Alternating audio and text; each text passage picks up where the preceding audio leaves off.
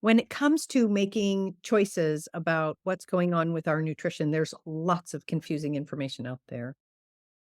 One of the things that almost nobody discusses is how our nutritional needs change as we go through our life. And we have vastly different needs. As a matter of fact, I am very fond of saying our nutrition needs change over our life cycle because if they didn't, we would all still be drinking breast milk.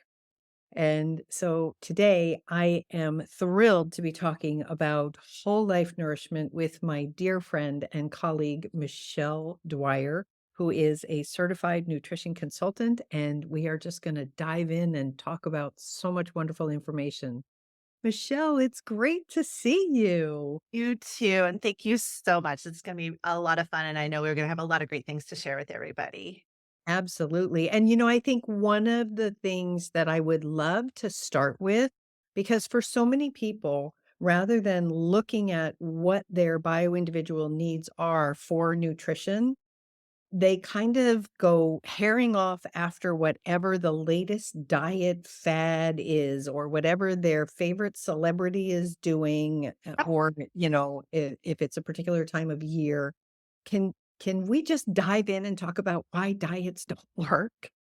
Yeah, and I think it's one of those things that even when we understand it intellectually, then we know that there's different parts of our brains making decisions. So there might be a part of our brain that's like, we know, like evidence, study after study after study. How many studies do we have to say that like short term scarcity mindset does not work, right? It does not work.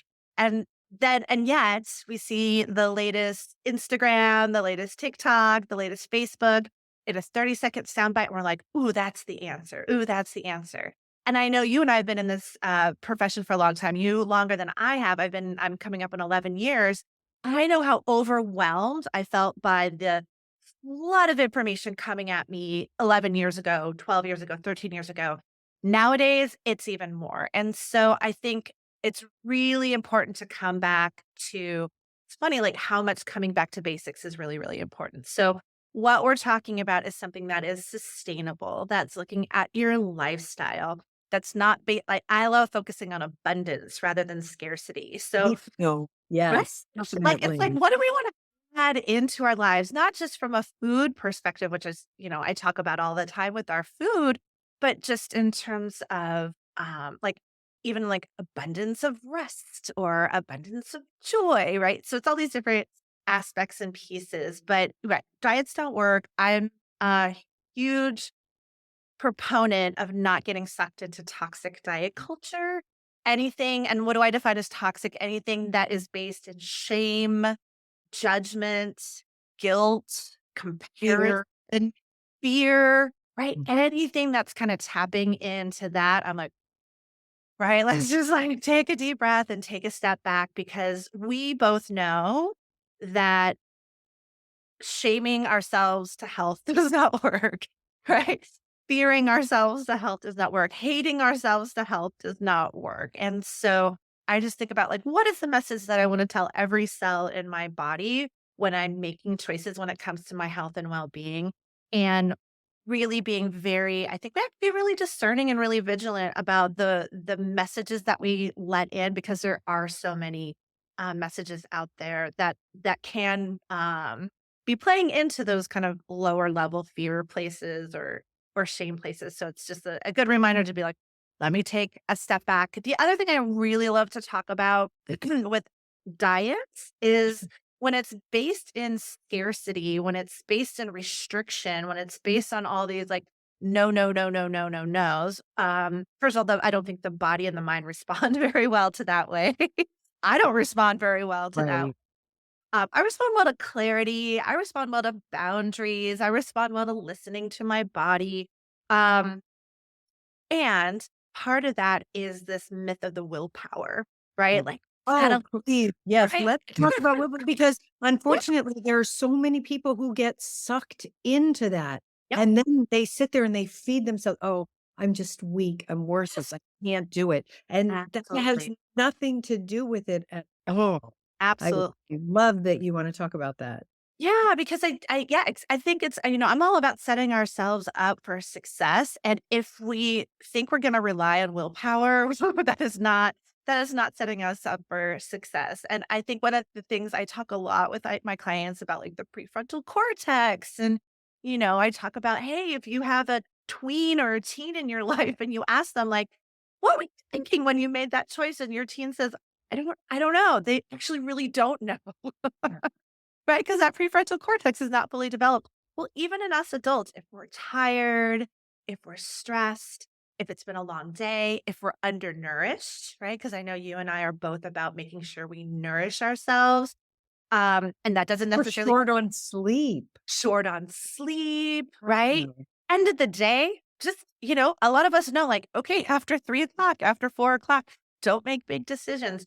So I know you talk about this too. Like the worst time to decide what you're having for dinner is at dinner time, opening the fridge at 6 p.m. after a long work day. And you're like, what should we have for dinner? That prefrontal cortex is just exhausted. And so then we get caught in that cycle. So I'm all about like preparing ourselves to set ourselves up to make those choices easier and just take all these ideas around, like, I just need to be more disciplined. It's like, oh, is that really how you want to live your life? Right? How do we actually want to be in a state of health and well-being? So Sure. And, one of the other things that I like is a little while ago, you talked about the fact that it's not just about the food, you mhm. know? And so many of us, when we're looking at making changes because we're unhappy with, either our weight or our diet or our energy or things that we know tend to be tied to nutrition, we focus almost exclusively on the diet. And so I love that you're talking about maybe a broader approach. And so I love it because we're both holistic nutrition professionals. If you could talk about this from a holistic perspective and what that really means. Yeah, so I really came about, as I'm sure you do. You listen to your clients, right? What are people saying? What are they sharing with you? Because it's such a beautiful and intimate experience. And in my 11 years of practice, I think, okay, we're talking about food, and there's really important things to talk about, right? How to read labels and what to look for, and how to eat nutrient dense, how to eat for your body. All of that we both know are so, so important. And what I started to see is if they're not sleeping well, or don't have great sleep hygiene or sleep routines, how's that affecting their choices the next day, right? It's really hard to make a good food choice if you're exhausted. We know this. Again, we know we're going to crave carbs, we're going to crave sugar, we're going to have that afternoon crash. So I was like, oh, well, we know the importance of sleep and rest is really important. We all know like moving our bodies is really important, but like thinking about it beyond just like, oh, I need to burn calories, which was how I kind of grew up thinking about exercise and movement was about burning calories. And like And that, and I just wanna interject here. That yeah, myth about, "Oh, just eat less and exercise more," truly is a myth because it has nothing to do with the bioindividuality of your body. absolutely. And again, like kind of what we were talking about with the willpower, I think sets people up to feel like failures, Mhm. right? Like, how much more can I exercise? How much less that can I eat? And that literally it makes my stomach hurt because I want people moving their bodies because it feels good to move their bodies. It's good to put on muscle. It's good to strengthen for our bones. Hey, actually, it's also fun. Maybe it's fun for you. Maybe it's not right. So it's like, how do we think about these things? I've been thinking about my movement, my exercise so much from a mental health perspective too, right? Just to get off the computer, get out into nature, be with other people because I dance at a dance studio. So Oh, it's lovely. I know it's so great. So see shifting, right? How we think about that. And you and I both know too, because I know you are so focused on nutrient dense foods. We've seen these sort of diet foods Mhm. that are not food. Right? And so they're eating these super, super low calories. They're not actually nourishing their bodies. And then when we're thinking about nourishment, which is why I came up with whole life nourishment, how are we also nourishing our sense of connection to self? Mhm. How are we nourishing our connection with others? Are we in connection with community? Are we in connection with people that we love that spark our joy? Do we have a sense of mission and purpose? So even taking it to this like wider connection in terms of our bigger why do all this, right? Like why are we here, right? Absolutely, absolutely, and, stepping back just a second, I wanna go back to what you said about how many of the diet foods are really low calorie, high starch, and it's not healthy. Unfortunately, many diet plans encourage crutch foods. And so Yep. you're not learning how to eat a nutrient dense, real food, satisfying diet. Yep. And then you're also potentially not taking into account all these other things. I love that concept of whole life nourishment, especially because, we as we alluded to in the beginning of this podcast, we're looking at moving through our life in a way that's healthy, that's supportive, that will sustain us. And I think for so many people, as our lives change, first of all, when you're young, you pay no attention. You pay a little attention, and then potentially you become a young adult. So when you're moving through the different phases of your life, it's really difficult. And then I think what happens is we get to be approximately midlife, Mhm. and all of a sudden we see the consequences of unconscious food choices, Yeah. and we also begin to think, "Oh, I want to age more healthily."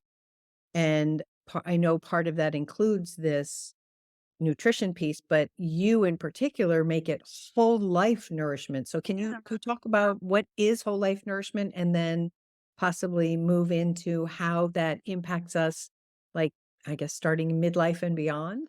Yeah, absolutely. I almost want to talk about the changes first because they really resonate with Sure, that me sounds great. here. Yeah, I mean, one of the benefits I think in my 11 years working, the youngest ever worked with was an 11-year-old. And the oldest I've ever worked with was 88. Right, Mm. so I've worked across the lifespan, and I feel like it's such a honor to serve many folks in many different stages of life. But most of my clients are midlife. And it's interesting, I don't know if you see this, but, around mid-30s, mid to late 30s, the body starts really talking. So it's been talking for a while, but it starts getting a louder and louder in terms of the signals it's trying to send, and I know that was my own experience. We talk about sometimes, like, first it's just a whisper, and then it's a tap, and then it starts to be like a louder hello, and then, we get to the point where some of us, and this happened to me, we get the 2 by 4 in the face, and then we're like, "Oh, hold up." Right? Yeah, exactly. And I also want to say, up until that point, I thought I was doing a lot of things right. I thought I was listening to my body. I thought I was eating really well. I've been really, really conscious of my health and well being from a pretty young age. I lost my mom pretty young. I was 21 when she passed away, and she was 48 and a half when she passed away. So for me, I think I thought about health at a younger age than, like, most 21-year-olds don't think about longevity and this bigger picture, and I did. So I'd always been very thoughtful and conscious about what I put in my body, from the food, so, like, what I literally put on my body to what was in my household, but something changed at 38, and so I really got the wake-up call, like, "Oh, like, my body needs something different now." I am about to turn 50.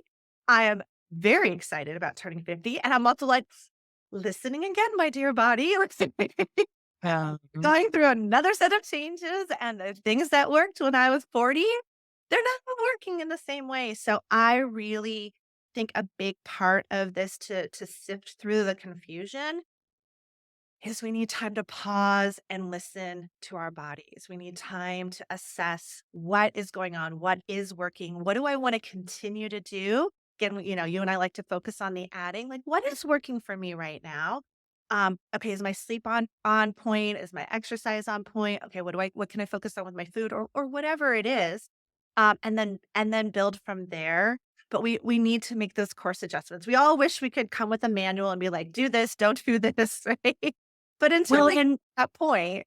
yeah, and I was gonna say part of it, I think when we get into that 30s and 40s, part of our lifetime, we're also beginning to develop that deeper awareness, Yeah. and we're Yeah. looking more at the world around us, and perhaps we see examples of people who are not aging well. It's like, I don't wanna be that." Yep. Or, some of us become parents and we have littles behind us and we're like, don't wanna be a bad example." And Yeah. so there are motivations to change, and then as you said, maybe there's a health challenge or someone else has a health challenge, and we wanna know how to avoid that. I Yep. think the other thing that really comes into play for a lot of this is people are looking for simple answers because it starts Yeah. to get very overwhelming. Like Sure does. one of the biggest blessings of the internet is we have access to massive amounts of information. One of the biggest challenges of the internet is we have access to massive amounts of information, and a lot of it is not always right. And so that's Right for us, right? yeah. Because it might absolutely be the best fit and alignment for someone else right now, and Well, whatever, right? Like maybe the claims they're making are actually true. I don't know. But it may not work best for my body, or right. So how to discern, right? Like how to sift through all of those different pieces, recognizing. And so yeah, like I think this is where in midlife, I mean, I think this happens much earlier, but we're more aware. So I'm thinking about, when a client comes to me, I'm thinking like, okay, well, what's going on with their hormonal health? What's going on with their adrenal health? So in terms of like their stress response and their cortisol response, I'm thinking about what's going on in their gut and their digestion. I know you and I are big on digestion, which also starts to get really complicated. The microbiome is also changing all the time, which is really really fascinating. And I know we're gonna know more about that. Um, like as you were saying, you've got kids, like midlife folks start to have kids, and then they also might start to have aging parents. Mhm. Where are they at in their work and their career? So much of what I hear from people is just a sense of overwhelm. We've also Sure. been through a pretty challenging time as a whole community. Oh, sure. Right? And so we want to I'm a big fan of starting simple, starting small. What are the baby steps that we can take? I'm also a really big fan of um what are we drawn to doing? Right? What are we feeling? Like, what? I'd like to really start with just taking a 5-minute walk every day. Great, right? So I think sometimes too, we feel like we need to do like the 12 things and then we don't do anything. And Mhm. so and I think that's where it can be really nice to have community or accountability or a buddy or a coach or someone like us to work with, Mira, because I'm sure you do the same. Like one of my big rules is to help someone kind of prioritize, like, what's going to give you the bang for the buck? Or like, what do we need to prioritize? Yes, we need to deal with all these things, but what we need to start with is this, because the downstream effect of getting this feeling in balance again, you're going to start to see these other things come into balance. I feel like you probably see the same. I totally agree. I think also when we have a community, a buddy, a support system of some kind, it makes it easier because that person can or that community can become part of our support system, reminding us to not talk so negatively to ourselves. It's Yes. so interesting if we're in a group and someone starts saying mean, trashy things about themselves, everybody jumps to the risk. Oh no, you're not that way at all. Yep. No, I don't see that. This is what I see about you. This is, why I'm your friend or why, I Mhm. think what you're doing is so important. And it's so interesting to me how we will not stand for someone talking negatively about someone we care about, but we will beat up on ourselves all day long. All day long. All day Yeah. long, yeah. No, absolutely, and that's one of the pillars of whole life nourishment is the mindset piece, because we can be eating the most optimal diet, we can be going to the gym and doing all the weights, we can be getting our amazing sleep, but if that mindset piece, if we're saying those mean things to ourselves all day long, if we're, judging ourselves, sometimes those voices are so loud, and I also find that for a lot of people, there's so many voices saying negative things, they can't even discern them anymore, but then when they get quiet, they're like, "Whoa, I've been saying that to myself all day long," and you're absolutely right. We'll say things to ourselves that we would never, ever, ever say to someone we love, right? Yeah. So I so agree. And I think also too about connection and community is that we do get out of our own heads. So I think that's really important. And we're especially when it's a supportive space. And we're also validated. I find so many when I'm leading groups, I think people just feel less alone. They feel validated. They feel like, oh, I'm not the only one who has challenges with that, or I'm not the only one who struggled with that. And then they also get inspired and get ideas from each other too. And so anytime I've been with an accountability buddy or when I'm leading groups, I have my own coaches, right? I know you have your own coaches, right? Sure. It really, I find that as humans, that community and connection and our human connectedness is such an important part of our health. We know this Sure. again. And Sure. so it's not just about making positive health shifts, which a lot of us are, you're always kind of tweaking and adjusting. But it's also just in that active connection, we're shifting our health. Yeah. No, that makes sense. That makes a lot of sense, and I think that's something that we tend to lose sight of, especially if we're spinning our wheels because we're kind of stuck in place. Yeah. So I'd love to ask, can you share what are the pillars of whole life nourishment? Yeah, I would love to. And again, this came from years and years of working with clients. What am I talking with them about?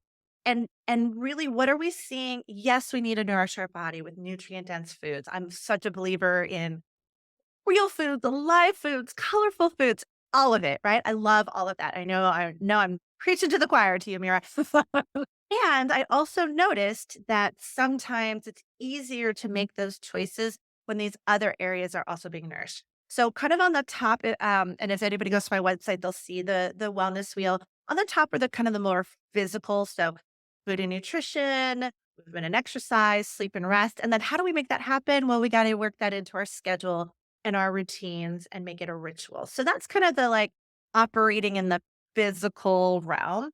But if we ignore the emotional and mental and spiritual realm, then we're not addressing our whole selves. So the other part of it is connection to self, mindset, connection to others, and then that mission and purpose. And so it's really looking at this bigger picture. It also kind of brings in things like creativity. There's lots of different entry points that come into it, or being in nature. Time for meditation. So there's lots of ways that we can personalize it, just like we do with our food. This biochemical individuality, we can also bring in these other pieces that are going to work for us in our lifestyle. So I love That it. that sounds lovely. And, Michelle, you've shared so much information with us. This has been really great. And I think the most important thing I'm really hoping everyone listening to this will take away with them is that this is something that is really meant to be a lifestyle. This is not a short-term thing. We figure out the pieces and parts, figure out how to make it work for us and move forward from there. Absolutely. And even that's gonna shift and change, right? So it's Mhm. again, I love the organic nature of embracing that change. When you there's the wellness wheel and folks can guide themselves through it. And I recommend for folks do it every, equinox and solstice, right? Like do a pause and a reassessment as we're moving. Cause again, what I want to focus on in winter might be very different than what I wanna focus on in summer. The foods I wanna eat in winter are very different than the foods I wanna eat in summer. How I'm moving my body, right? And so you can use this, point of entry as a sort of a self check-in. It doesn't take that long, and just like we were saying, I always like to tell people, focus on the wins first. Like, what is working? What is going well? What are you doing to support your health and well-being? And then build from there. Are you seeing a place that is not as well nourished? And then maybe you can give that a little love and attention. And I love that. So I'm gonna put the link down below. I'll get that link from you. I want to encourage everybody who's listening to make sure to go to your website and get that wheel and just set aside a few minutes for yourself and go through that exercise. I think that sounds really lovely. Yeah. Well, Michelle, it's been amazing to talk with you. Thank you so much for sharing your wisdom with us and your beautiful energy and enthusiasm. This has been great. And for everybody who has been listening, I hope there was something in here that resonated for you that will help you begin to make that shift towards whole life nourishment from holistic perspective. And as always, I want you to remember in all we do to make today a healthy day. Bye.